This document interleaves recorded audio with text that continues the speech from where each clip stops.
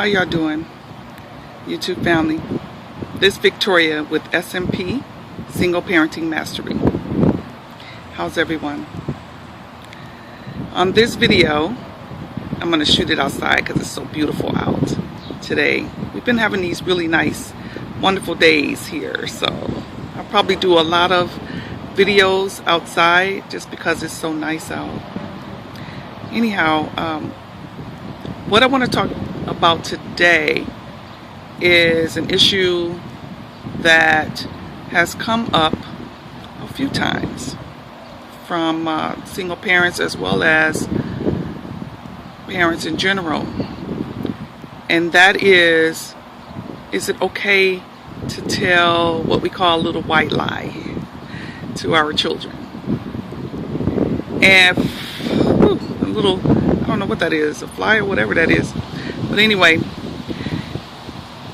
but family, parents, you know,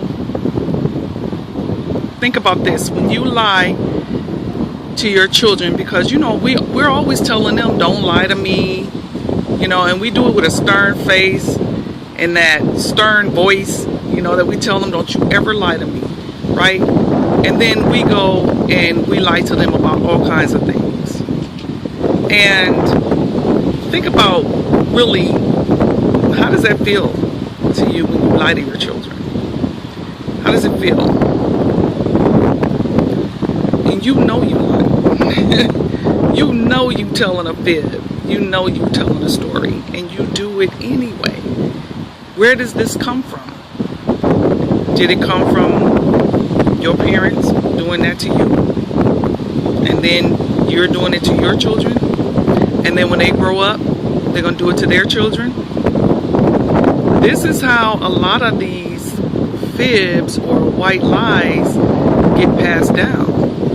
And see, what happens is when we start them out with a lie, because when they get older, they're going to know you lied to them just like you know that you were lied to. You see?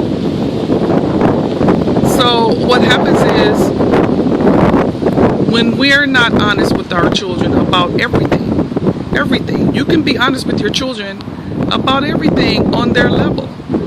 You just do it at their level. You see? But when you start them out with a little lie, let's say Santa Claus. Uh-oh. All right. Now, talking to my melanated family here, okay, most of us didn't grow up in homes with chimneys in the first place. All right. So if you have a thinking child and they question that lie and you reprimand them, what are you doing to that child? See, because you first should, I will say, no, you need to understand and overstand and understand your position as a mother. You're the first teacher. As a matter of fact, to that child, you're like God. Because when a baby is born, they don't know anything about God or any of that. All they know is mom. All they know is mom. Okay? Whatever mama say, that's what it is. So when you start them out with this story about a guy that's going to come in their home with gifts for them that don't look like them, okay? Don't look anything like them, but he's going to come with gifts for them. You have given away your power. You have given away your power. Do you see this? Now, that's what you call, well, what society calls it, you know, just a little white lie. It's not so harmful or whatever. But I'm here to tell you to think about this. Think about when you tell your children these type of stories. What you're doing is opening them up for more lies, and then they'll believe anything anyone says. Because hey, if God, mama, can lie to them and it's okay, then they carry that with them out into the world, and then they accept all kinds of things. So as mothers, single mothers, and as parents in general, we need to think about going along with everything in society and telling our children these stories and really having them believe it. I remember when my mother first told us that, she said, because I was always one of those weird children that questioned things. I always thought about things. I think I'm an old soul. And I said, we don't have a chimney. How's Santa Claus getting in our house? She said, ain't no Santa Claus bringing you nothing. I'm the one that's buying those gifts. And Lord have mercy, that broke our hearts. Because we want to believe it. Because not only did it come from my mother, but then when we go out in society, you see the lights, the Christmas trees, and the whole system and the whole custom that's built around this story, or built around the birth of a very special person. Okay? And then you got this whole thing built around it. But the rest of it is fairy tale. After the birth, the rest is fairy tale. See? And when she tells the truth. And I thank my mother for telling me the truth. So parents, think about this. Think about these things. Even with another one, Easter. Another one, the tooth fairy. What you're doing is you're giving away your power to make-believe characters that your children is only real in their heads because you implanted it there. See?